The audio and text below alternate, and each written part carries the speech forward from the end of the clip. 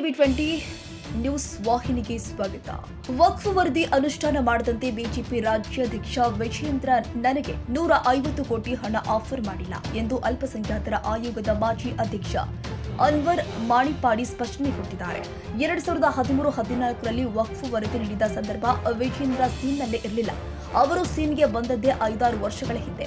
BJP ಉಪಾಧ್ಯಕ್ಷರಾಗಿದ್ದಾಗ party ಆಫೀಸ್ನಲ್ಲಿ ವಿಜೇಂದ್ರರೊಂದಿಗೆ ತಮ್ಮ ತಂದೆಯವರಲ್ಲಿ BJP ಇರುವಾಗಲೇ ವರದಿ ಅನುಷ್ಠಾನ ಮಾಡಬಹುದಲ್ವಾ ಎಂದು ಕೇಳಿದೆ. ಆಗ ಅವರು ತಾವು ಬಹಳ ನೊಂದಿದ್ದೀರಾ, ಕಷ್ಟಪಟ್ಟಿದ್ದೀರಾ, ಸುಮ್ಮನಿದ್ದು ಬಿಡಿ ಅಂತ ಹೇಳಿದ್ರು.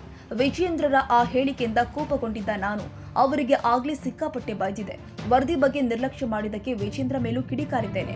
ನನ್ನ ವರದಿಯನ್ನ ಯಾರು ಕೂಡ ವಿರೋಧಿಸಿದ್ದಾರೋ, ನಿರ್ಲಕ್ಷಿಸಿದ್ದಾರೋ ಅವರಿಗೆಲ್ಲ ಸೇರಿ ಬಿಜೆಪಿ ಬಗ್ಗೆ ಕೂಡ ಕಿಡಿಕಾರಿದ್ದೀನಿ. ಆದ್ರೆ ವಿಜೇಂದ್ರ ನನಗೆ 150 ಕೋಟಿ ರೂಪಾಯಿ ಆಫರ್ ಮಾಡಲು ಇಲ್ಲ, ಕೊಟ್ಟು ಇಲ್ಲ ಎಂದಿದ್ದಾರೆ. ನಿಜವಾಗಿಯೂ ಸಿದ್ದರಾಮಯ್ಯಗೆ ಪುರುಷತ್ವ, ಮನುಷ್ಯತ್ವ ಇದ್ರೆ ಈ ಪ್ರಕರಣವನ್ನ ಸಿಬಿಐಗೆ ಕೊಡ್ಲಿ, ಆಗ ತಮ್ಮ ನಾಯಕತ್ವವನ್ನ ನಾನು ಒಪ್ಪಿಕೊಳ್ತೀನಿ ಅಂತ ಅನ್ವರ್ ಮಾಡಿಪಾಡಿ ಹೇಳಿದ್ದಾರೆ. ನಾನು ಹೇಳಬೇಕಾದ್ರೆ 2012-13ರಲ್ಲಿ ನಾನು ಆ ವರದಿಯನ್ನು ಕೊಟ್ಟಾಗ ಅದನ್ನು ಆಗ ವಿಜೇಂದ್ರ ಸೀನಲ್ಲೇ ಇದ್ದಿಲ್ಲ. ಅದರ ನಂತರ ನಾನು ವರದಿ ಕೊಟ್ಟ ಮೇಲೆ ಭಾಳಷ್ಟು ಹೋರಾಟ ಮಾಡಿಕೊಂಡು ಬಂದಿದ್ದೆ. ನಾನು ಯಾರಿಗೂ ಬಿಟ್ಟಿಲ್ಲ. ಯಾರಾದರೂ ನನ್ನ ವರದಿಗೆ ತಡೆ ಒಡ್ಡಿದರೆ ಅಥವಾ ನಿರ್ಲಕ್ಷಿಸಿದರೆ ಅವರಿಗೆ ನಾನು ಭಾಳ ಸಿಟ್ಟಿನ ಮನಸ್ಸಿದ್ದೆ. ಐ ಟು ರಿಯಲಿ ಫಾಯ್ದೆ ಹಾಗೆ ಆಗ್ತಾಯಿತ್ತು. ಹಾಗೆಯೇ ಪಾಪ ನಾನು ಮತ್ತು ವಿಜೇಂದ್ರ ಅವರು ನನ್ನ ಮನೆಗೆ ಯಾವಾಗಲೂ ಬಂದಿಲ್ಲ. ನನ್ನ ಮನೆ ಗೊತ್ತಿಲ್ಲ ಅವರಿಗೆ. ನಮ್ಮ ಪಾರ್ಟಿ ಆಫೀಸಲ್ಲಿ ನನಗೂ ಮತ್ತು ವಿಜೇಂದ್ರ ಅವರಿಗೆ ಒಂದು ಟಾಕ್ ಆಗಿತ್ತು. ಆ ಟಾಕ್ಲಿ ನಾನು ಕೇಳಿದ್ದು, ಈಗ ನಾವೇ ಇದ್ದೇವಲ್ಲ ಈಗ ಪವರಿಗೆ, ಇರಬೇಕಾದ್ರೆ ಅಪ್ಪಾಜಿಯವರು ಯಾಕೆ ಮಂಡನೆ ಮಾಡ್ತಾ ಇಲ್ಲ ಅಂತೇಳಿ. ಅದಕ್ಕೆ ಅವ್ರು ಹೇಳಿದ್ರು, ಇಲ್ಲ ನೀನು ಭಾಳ ನನ್ನ ಮೇಲೆ ಕನಿಕರ ಮಾಡಿದರು, ನೀನು ಭಾಳ ಸೋತಿದ್ಯಾ, ಹೋರಾಟ ಮಾಡಿದ್ಯಾ, ಅದು ಏನು ಆಗಲಿಲ್ಲ. ಈಗ ಅವ್ರು ಏನು ಬೇಕಾದ್ರೆ ಹಿಂಗೆ ಮಾಡಲಿಕ್ಕೆ ಸಿದ್ಧರಿದ್ದಾರೆ, ನೀನು ಕೈ ಬಿಡೋದಾದರೆ ಕೈ ಬಿಡು ಅಂತ ಹೇಳಿದರು ಅವರು. ಆಗ ನನಗೆ ಸಿಟ್ಟು ಬಂದವರು ಹಾಗೆ ಹೇಳಿದಾಗ ನಾನು ಇವರಿಗೆ ವಿಜೇಂದ್ರನಿಗೆ ಸಿಕ್ಕಾಪಟ್ಟೆ ಮಾತಾಡಿದೆ, ಬೈದಿದ್ದೆ. ನೀನು ಅವ್ರ ಜೊತೆ ಸೇರ್ಕೊಂಡು ಮಾತಾಡೋದು, ನೀನು ನಂಗೆ ಲಂಚ ಕೊಡ್ಲಿಕ್ಕೆ ಬಂದಿರ ಅಂತೇಳಿ ಮಾತಾಡಿದ್ದೀರ, ಇಲ್ಲ ಅಂತ ಹೇಳೋದಿಲ್ಲ, ನಾನು ಮಾತಾಡಿದ್ದೇನೆ. ಆದರೆ ನನಗೆ ಅವ್ರು 150 ಕೋಟಿ ಕೊಡ್ತೀನಿ ನೀನು ಸುಮ್ಮನೆ ಏನು ಹೇಳಿಲ್ಲ ಅವರು. ಹೀಗೆ ವಿಷಯ ಇದೆ, ಏನು ಮಾಡ್ತೀಯ ಅಂದರೆ ನನ್ನನ್ನು ಅರ್ಥ ಮಾಡಲಿಕ್ಕೆ ಪ್ರಯತ್ನ ಮಾಡಿದವರು. ನಾನು ಹೇಳಿ ಸರಿಯಾಗಿ ಏನಂತೇಳಿ. ಈಗಲ್ಲ, 2013ರಿಂದನೇ ಕಾಂಗ್ರೆಸ್ನವರು 150 ಅಲ್ಲ, ನಾನು ಕೇಳಿದಷ್ಟು ಕೊಡುವ ಸ್ಥಿತಿಯಲ್ಲಿದ್ದರು ಅವರು. ಯಾಕಂದರೆ ಇದು 2,30,000 ಕೋಟಿ ಇದು ಸ್ಕ್ಯಾಂಡಲ್ ಅಲ್ಲದೆ ಅದರಲ್ಲಿ ಅವರೆಲ್ಲ ದೊಡ್ಡ ದೊಡ್ಡ ತಲೆಗಳಲ್ಲಿ ಮುಳುಗಿದ್ದವು. ಸೊ ಈಗ ನೋಡಿ, ಈಗ ಅದು ಬಂದ ತಕ್ಷಣ ಖರ್ಗೆ ಗಿರ್ಗೆ ಅವರೆಲ್ಲ ಹೆಸರು ಕೂಡ ಇದೆ ಅದರಲ್ಲಿ. ಅವರು ಹಾಗೆ ಅದು ಎಲ್ಲ ಬೇನಾಮಿ ತಗೊಳ್ಳೋದು ಎಲ್ಲ.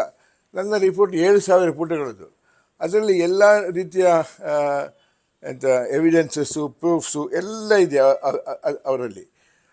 ಹಾಗಿರಬೇಕಾದ್ರೆ ನ್ಯಾಚುರಲಿ ಅವರು ಹುಡುಕ್ತಾ ಇರ್ತಾರೆ, ಏನಾದರೂ ಅಳಕು ಸಿಗ್ತದೆ ಅಂಥೇಳಿ.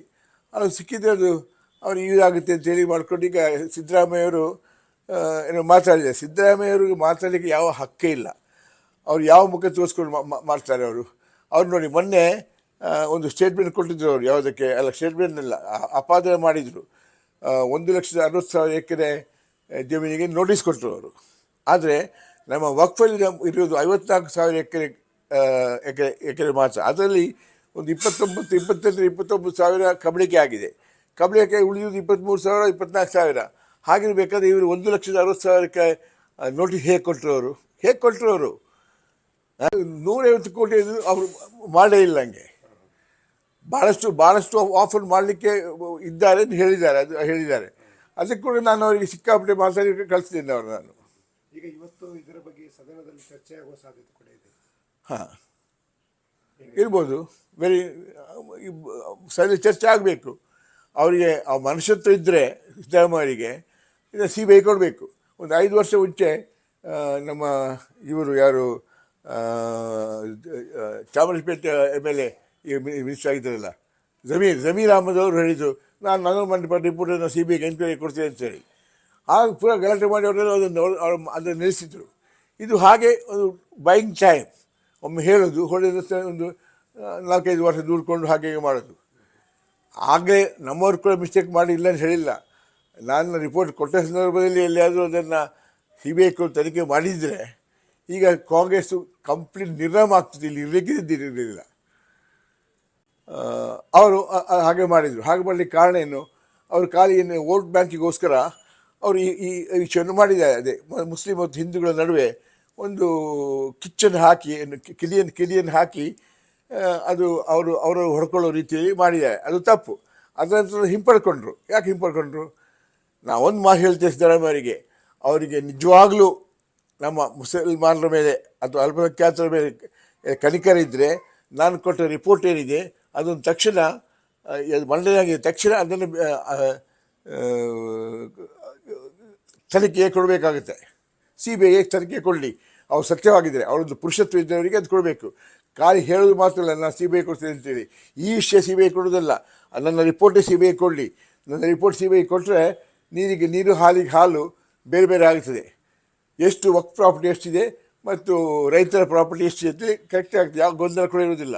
ಇವರು ಗೊಂದಲ ಸೃಷ್ಟಿಸಲಿಕ್ಕೆ ಮಾತ್ರ ಇದನ್ನು ನೋಟಿಸ್ ಕೊಟ್ಟರು ಮತ್ತು ವೋಟ್ ಬ್ಯಾಂಕ್ಗೋಸ್ಕರ. ಅದನ್ನು ಅವರು ಆ ವೋಟ್ ಬ್ಯಾಂಕ್ ಗೇನಾದರು, 3 ಕಡೆಯಲ್ಲಿ ಗೆದ್ದರು. ಅದೇ ಅವ್ರದ್ದು ಅಷ್ಟೇ.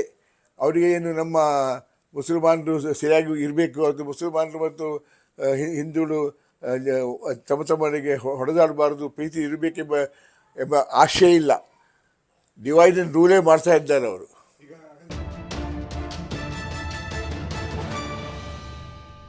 ಕನ್ನಡಿಗರ ಮೆಚ್ಚಿನ ನಿಮ್ಮ TV20 ಕನ್ನಡ ವಾಹಿನಿ ಇದೀಗ ಟಿವಿಯಲ್ಲಿ ಲಭ್ಯ.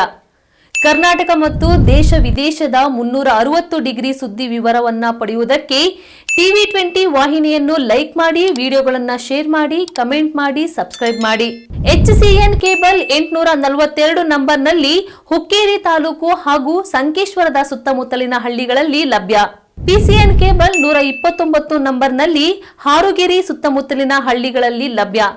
ರಾಯಬಾಗ್ ಡಿಜಿಟಲ್ ಚಾನೆಲ್ ಕೇಬಲ್ 80ನೇ ನಂಬರ್ನಲ್ಲಿ ರಾಯಬಾಗ ತಾಲೂಕಿನ ಸುತ್ತಮುತ್ತಲಿನ ಹಳ್ಳಿಗಳಲ್ಲಿ ಲಭ್ಯ.